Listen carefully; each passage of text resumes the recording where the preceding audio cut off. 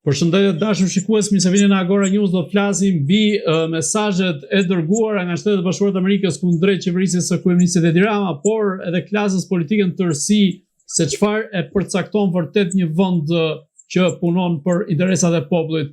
Për të folur për këtë çështje, por edhe tematika të tjera, ne kemi të ftuar Koronel Ari Olimaj. Zoti Limaj, përshëndetje. Përshëndetje.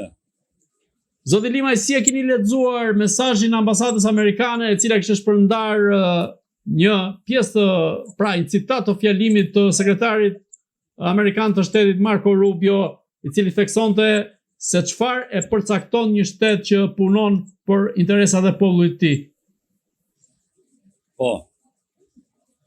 Një vend i cili nuk prodhon prodhimet e nevojshme jetësore dhe nuk kontrollon migracionin dhe kufit, është i dështuar. Pra, me shumë vonesë, Amerika po jep mesazhet diplomatike për situatës që po kalon në vendin jonë, të cilat ne si bitë Shqipërisë, ata që kanë nivelet dhe janë adhetari, kemi shprehur me kohë, duke deklaruar që Shqipëria po shkon dhe shpërbërjes dhe shkatrimit përfundimtar nga një sistem joja shumë partijak, por diktatorial, i cili për interesat e tyre Rama, Berisha Rama, vun interesat personale mbi interesat popullit shqiptar dhe të Shqipërisë. Dhe Shqipëria sot është në udhë kryq. Nuk na duan emrat, kush janë. Ne shikojmë veprimet, politikat dhe zhvillimet që ka vendi jonë, dhe është fatkeqësi e madhe që ky vend i artë, ky vend i bukur, ky vend me këtë pasuri të mëdha nën toksore, mi toksore, përfundoi në këtë gjendje ekonomike dhe sociale, ku populli i ndershëm, shtresat e mesit të varfra, bëjnë luftën mbi jetesë, nësa banda kriminale, jo qeveritare, organizata e krimit organizuar, si që quhet dhe Amerika tani, piu gjakun këtij populli, jeton në qiell, ndërsa vendi po dridhet. Ka dy lloj krime njerëzore. Krime njerëzore me armë të vdesit, si që bën Netanyahu, miku në ngushtë i Edi Ramës, dhe krimi njerëzor i stomakut që bën Edi Rama, që shtresat e mesme të varfra të vdesin, nësa rinia nga papunësia rrogat e ulët braktisë e ardheut. Të dy janë krime, njëri më ashpër se tjetri. Por në këtë rast, çfarë janë duke bërë Shtetet e Bashkuara të Amerikës, Bashkimi Evropian, duke parë këtë situatë në mënyrën se si qeverisë Edi Rama, apo ato kanë thjesht interesa gjeopolitike dhe nuk ju intereson aspekti i qeverisjes? Në mënyrë të vazhdueshme, Bashkimi Evropian dhe Amerika kanë trajtuar problemin se si duhet të ndërtohet shteti demokratik dhe ligjor në një vend që pretendon të bëhet i tillë. Por fatkeqësisht, në vend që neve ta konsolidonim demokracinë, atë e shkatruan ato element që kishte. Dhe ato element kushtetues dhe të ligje që ne kishim për forcimin e demokracisë, Rama, Berisha Rama, veçanërisht 2008 përmbysën sistemin politik të zgjedhjeve, listat e mbyllura dhe kthyen pushtetin legjislativ, pushteti që bën ligje dhe pushteti që menaton qeverinë në varësi të tyre. Me listat e mbylla Edi Rama, deputetët i Karavartës, ashtu që ka dhe Berisha, dhe në vend që ata të japin llogari në kuvend, pra ky shtet ligjor, ata e kanë kthyer varësisë të tyre. Pra, ata shkatruar pushtetin legjislativ, që pushteti themelor i ekzistencës së një shteti parlamentar, dhe ndërtuan dhe në vazhdimsi bën ligje dhe vendime Këshillit të Ministrave, duke krijuar një oligarki ekonomike financiare jashtë kontrollit të kuvendit, jashtë kontroll gjykatës kushtetuese të gjykatave dhe krijuan një diferencë maksimale duke glabruar gjithë pasurinë kombëtare, pra oligarkët politik, oligarkët ekonomik të cilët nuk bëjnë asnjë lloj investimi të tyre indirekt, por marrën nga pasuria kombëtare, dhe oligarkët e media, si ka pushtuar Rama, pushtuan shtetin shqiptar dhe Shqipëria nuk ka asnjë element të demokracisë europiane. Prandaja, po të shikoni me vëmendje, Bashkimi Evropian prap ka dhënë deklaratë. Heqja e imunitetit pa kufizuar, pra deputetët dhe qeveritarët dhe shumë të tjerë që heq tani Edi Rama janë jashtë kontrollit të popullit, jashtë kontrollit të ligjeve, pra thonë vidhni, shkatroni, digjni, juve nuk arreston dot prokuroria. Ka më skandal. Nga ana tjetër, nga ana tjetër, edhe pagesa për bordero i krijoi, siç u botua para disa ditësh, të ardhur dhe deputetët e qeverisë, deputetët e Republikës Shqipërisë 140 veta, djathtas dhe majtas, votojnë ligjet për pasuruave të tyre. 4.800.000 të ardhura në muaj, kur pensionin fshat 100 euro, në qytet 206 euro, 780 pensionistë po vdesin, rinia po largohet, banda ka pushuar Shqipërinë. Nuk gjua shprehimja kjo. Ata jetojnë dhe rrinë me këto, se s'ka shtet, se po të kishte shtet ishin mbushur burgjet sot me këtë trafik po me këta. Në këtë rast ku po e çon vendin Edi Rama? Edi Rama e çon dhe shpërbërën e Shqipërisë dhe në emër të investimet po e kolonializon. Nga Butrinti dhe në Zvënesi 183 leje të kundraligjshme në 43 zona të Parlamentit Evropian i dërgoi me shkrim të anulloj, dhe ajo vetëm nuk po e anullon, po vazhdon të jap të tjera me investitor tash të qoftë strategjik, hajdut! Jo strategjik dhe paket e maleve. Vazhdon strategjinë e tija që gjithë do të paguaj shumë rëndë të që përbrazdeut. Në këtë rast, si mendoni se mund të ndalohet Edi Rama, a mund të ketë një mesazh direkt nga Shtetet Bashkuara të Amerikës, duke qenë se në Shqipëri pritet të vijë ambasadori i ri i Shteteve të Bashkuara të Amerikës, Eric Wendt, i cili ka një përvojë ushtarake në të kaluarën? Shko, unë jam vetë diplomat ushtarak. A ka qenë diplomat lufte, ka qenë diplomat ushtarak. A ne a i vjerë si ju ushtarak, i cili ka më shumë vlera për sigurinë dhe mbrojtjen e Bashkuar në NATO-n, por çdo gjë e zgjidhi Zoti i shtëpisë.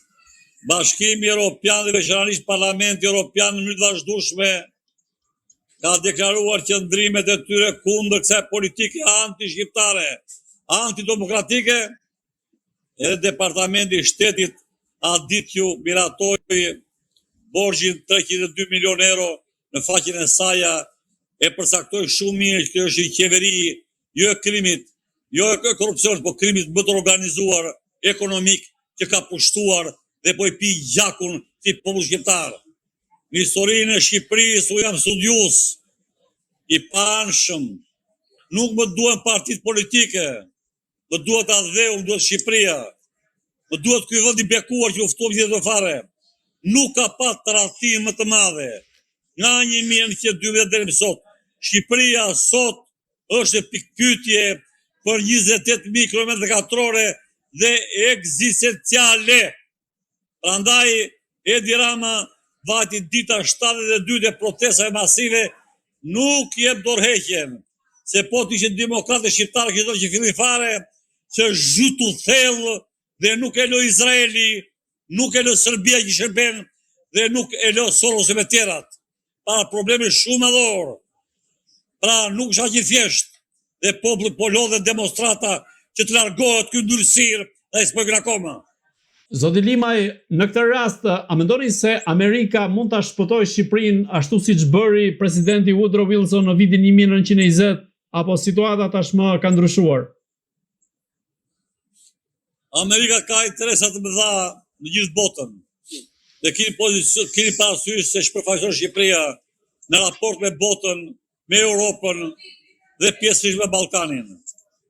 Ne jemi një vend do ishim zvisë sot, vend i lullzuar, sepse po të shikosh pasuritë kombëtare ka nën toksore mbi toksore, natyrën, njerëzit, si përfaqen sot Shqipëria do ishte në zvisë me të ardhurat, po është bandë kriminale më ashpër që ka patur që nga 1912 deri më sot. Ahmet Zogu nuk ka bërë gjë fare në krahasim me këto që bën Edi Rama. Ne në universitet mësonim historinë kundër Ahmet Zogut, shikoni çka ka bërë Edi Rama në krahasim me Ahmet Zogun. Si e konsideroni faktin që Serbia pritet të hapë një konsullat të saj në Shkodër? Po, në kanalin televiziv tjetër shpjegova që kjo është vazhdimësia e strategjisë Edi Ramës, i cili shërben në mënyrë besnike Beogradit dhe ka praktikisur Kosovën. Unë jam diplomat dhe e di mjaft mirë konventën e Vjedrës dhe dokumentat tjera ndërkombëtare ku hapen ambasadat, ku hapen legatat dhe ku hapen konsullatat. Konsullata që po hap Serbia realizoi qëllimet e saj që ka patë historikisht që nga vitet 1956 me shtetet tjera kufitare për të ndarur influencën e saj Shqipërinë në 3 zona të mëdha. Dhe Shkodra ka qenë pika kryesore e Serbisë dhe realizoi me Ramën. Dhe shikoni, të gjitha vendimet dhe ligjet Edi Rama bën fshehurazi dhe ato shpërthejnë befasisht. Ne mësuam hapjen nga ministri i jashtëm i Serbisë dhe jo nga ministri dhe kryeministri i Shqipërisë, merrni mendje. Konsullata hapet në ato kur ka minoritet. Shikoni në qarkun e Shkodrës, sipas të dhënave zyrtare, serb dhe malazes janë gjithsej rreth 47-50, gjithë qarku i Shkodrës. Pra nuk ka asnjë lloj shifre bindse për minoritet serb në Shkodër. E dyta, nuk ka investime të nivelit të lartë strategjik Serbia në Shkodër që të monitorojë to. Pra do hapet një zyrë agjenturore serbe në Shkodër për vazhduar realizimin e qëllimeve të saja që ka patë gjithmonë për të hapësira. Zoti Limaj, si mendoni pse ndodhin të tilla veprime nga ana e kryeministrit Edi Rama? Është i kapur, i shantazhuar nga Beogradi apo ka diçka tjetër në mes? Unë nuk kam asgjë personale me Edi Ramën. Pavarësisht çfarë ka bërë ai, unë kam me atë dheun tim. Ju duhet kuptoni mjaft mirë që prandaj bota ka bërë 2 herë nga 4 herë kryeministrin. Pra shikoni Gjermaninë, Anglinë, pra 2 herë nga 4, ndërsa Berisha me Rama, Rama dhe Berisha nuk e bën të ligje përjashtuan për të qenë mbretër dhe për të solë dramë Shqipërisë. Prandaj janë 2 probleme. Në radhë parë një herë Edi Rama shqiri pa shkollë, pa arsim, pa kulturë. E ka shpjeguar. Ka marruar shkollën për pikturë që s'ka lidhje fare me kulturën shtetërore. Nuk romat, nuk është ushtarak madhor, nuk është ekonomist, nuk është politikan. Pra, erdhi dhe mori një pushtet gati me dhunë për ta çuar në situatë të krim dhe është në kaos Shqipëria, të zhvillimit politik, ekonomik, diplomatik dhe ushtarak. Të gjithë elemente kryesore të shtetit shqiptar janë të rënuara. Ne sot kemi shtet kryeministror, nuk kemi shtet parlamentar, sepse kuvendi është varësitë të tija, presidenti në hotelit tija, ushtria po ka marrë fund fare, nuk ke asnjë avion dhe asnjë helikopter ushtarak për mbrojtje. Kupton apo jo? Shqipëria është udhkryq dhe diplomacia dhe politika jashtme është krizën më të madhe. Edi Rama ka praktikisur aleatën strategjik, braktisi Amerikën, braktisi Turqinë, braktisi pjesërisht Italinë, si aleatët kryesor tanë strategjik dhe këtë ja ka dhënë Izraelit, i cili nuk është aleat strategjik me vendi kuvendi, nuk është antar i NATO-s dhe nuk është superfuqi ushtarake rajonale. Shqipërinë e ka futur sokak. Si mendoni pse e ka zhvendosur këtë raport të marrëdhënieve strategjike nga Turqia drejt Izraelit, duke qenë se në aspektin ushtarak me Turqinë ishin edhe marrëveshje të tilla që mund ta fuqizonin më tej ushtrinë shqiptare? Unë kam qenë atashe ushtarak i Republikës Shqipërisë në Republikën e Turqisë në 94-2001 dhe kam qenë në hartusit e atyre marrëveshje koordinatori dhe realizuesat i 18 marrëveshje ushtarake. Dhe në atë periudhë ishte vetëm shteti i dhamë shtetin maksimale politike dhe ushtarake për dalë Shqipëria nga ajo krizë e madhe e 97-s dhe mbrapa. Dhe të gjitha marrëveshjet e bashkëpunimit ushtarak me Turqinë, me Pashalimanin, me Akademinë, me Brigadën Komando, me trupët speciale, me industri ushtarake, u vuri kryq dhe ja ka dhënë të gjitha Izraelit. Ai ishte non grata në Turqi sot dhe pardje një analist turk, niveli shumë lart e shpjegonte mjaft mirë çfarë pasojë ka sjellur marrëdhënieve dy parshe dhe besimin reciprok, sepse Edi Rama realizoi qëllimet strategjike të Izraelit për të dalur në Mesre dhe për të dalur në Ballkan me Greqinë. Greqia i dha Kiprun e Jugut, Edi Rama i dha Sazanin dhe na bë pjesë e Ballkanit dhe territorit të Shqipërisë. Pra, si komandohet dhe si për pjesë e tyre do i vërtetoj koha dhe historia. Faktet janë të dhimbëslet. Ai komandohet nga Izraeli, komandohet nga Beogradi dhe nga pjesë e Amerikës e cila ka mbështetur historikisht me Sorosin. Zoti Limaj, a mendoni në këtë rast se presidenti turk Recep Tayyip Erdogan i ka hequr vizën Edi Ramës? Ka kohë që ai ka hequr vizën dhe Turqia u rren. Sa gazeta Miljet botoi shkrimin e madh. Që na vjen rënd se nuk thon Edi Rama, po kryeministri i Shqipërisë mondiale. Edi Rama presje palaço i botës. Edi Rama dynja nën palaço su turqisht në gazetën kryesore të Turqisë. Unë nuk kam hall se nuk më lidh gjë fare me Edi Ramën, por të gjitha emisionet televizive që bëhen komentet në Angli, në Amerikë, në Gjermani, në Itali, në Turqi, deri në Australi, nuk thon Edi Rama, po thon kryeministri i Shqipërisë Edi Rama dhe pasqyrojnë të gjendjet dramatike që i ka sjellë këtij vendi të bekuar, që nga i vend do ishte sot i lulëzuar, e ktheu me beton dhe u dha, jo i shiti, u fali mafjas botërore dhe shqiptare. Ne në marrëdhënie shtetërore që kemi punuar, reagoni për kritik të vogël dhe jepi po që nevojë dorëgjë më hershme. Ndërsa ky është ngritur populli shqiptar në këmbë dhe është bërë objekt i medias botërore dhe i diplomacisë botërore dhe ky rri akoma kryeministër në ditën e 72 që gjemon Tirana dhe gjithë bota shqiptare. Çfarë morali ka ky njeri, ku brenda dhe jashtë shtetit është bërë objekt më keq se në 97 Shqipëria? Zoti Limaj, mediat amerikane, konkretisht Wall Street Journal, ka ngritur shqetësimin e madh se Edi Rama ka lidhur dhëndrin e Donald Trump me trafikantë sa i përket investimeve në zonën e Zvërnecit. Në këtë rast ju si e shikoni rolin e Edi Ramës në këtë aspekt, por edhe nga ana tjetër Shtetet Bashkuara të Amerikës dhe presidentin Trump, a mund të jetë kjo një goditje që mund të vijë bumerang për vetë Edi Ramën? Po të shikoni me vëmendje avionët dhe helikopteret që lëvizën në ajër dhe në detra Edi Rama gjemon dhe kërkon të gjej patjetër emra të mëdhenj për të bësheur të rrugë të qelbur që po bën. Si e gjeti Ivankën e Trumpit Edi Rama? Kush ja dha? Ku takua për herë të parë me të?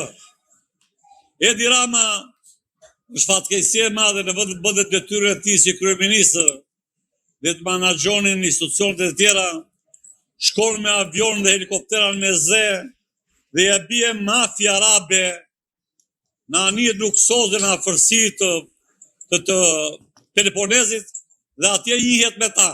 dhe jo në Shqipëri, si që gënjeu, po i do në gjenshtra. Ja bëri mire gazetare angleze, kë gënjen ti tha, mamën të interesën e para, pa kërkonte me çdo kusht të gjënte Kushteri dhe Ivankën, që të mshej këtë dramë të Shqipërisë. Dhe u solli nani u tha, Sazani në ishullin privat, ishull e Diramës. Sazani ishtë pasuri kombëtare e Shqipërisë, e popullit shqiptar. Dhe i mori qoj Sazani dhe zonja Ivanka, e shëtita Sazani thot zbathur 2.7 km. Dhe fsheu razi me generalët që ka bërë jashtë ligjit, kërkoj që Sazani të hiqej nga mbrojtja dhe pasuria e Ministrisë Mbrojtjes dhe ja kaloi në hotelin e tij president fsheu razi dhe ai dekretoi ja kaloi Ministrisë e Ekonomisë për të kaluar firmës mafioze, mbas së cilit fshihet 2 arabët me tjerët. Kushteri u diskutua shumë ashpër në Kongresin Amerikan nga informacione që quhen bijtë e Shqipërisë. Dhe 2 kongres amerikanë u ngritën e Kushteri tha është përndjekje penale në Amerikë për korrupsion. Dhe 1.4 miliardë që thot ai nuk janë të Kushterit, po janë të 2 arabëve me çallman kokë që mba miqësi e Dirama. Si qelli ambasadorja pa në kryeministri amerikane për marrëveshjen me Greqinë. Turpi botës. Kryeministri i Shqipërisë krye biznesmeni dhe krye bordeve të tregut shqiptar. Ka më turp. Unë ka punuar diplomat more i dashur. Ku lëvizte Çileri nga karrikja e kryeministris. Ku lëvizte Demireli. E të tjerë, shikoj me radhë shtetet e tjera. Ajo Merkel Gjermani. E të tjerë, ç'është ky kryeminist aventurier që bleth avionëve dhe helikopterëve dhe takohet me mafia botërore dhe bën tregtinë e pasurisë kombëtare. Ku ka ndodhur? Më thoni një vend se më falni se ka gabuar. Më thoni një vend botë që s'më kujt. Si ishte e mundur kryeministri është autoritet, është kryetari i ekzekutivit. Është pushteti i dytë, do të jetë njëri serioz, me kostum, me këpus, të ulet tavolinë dhe bëj biseda zyrtare dhe të bëjnë lëvizje ekipet e tia, për realizime dhe qëllime strategjike, të zhvillime diplomatike, politike, ekonomike, sociale, shoqërore, ushtarake, i ka braktisur të gjitha dhe bërë që do vetë. Është aventur,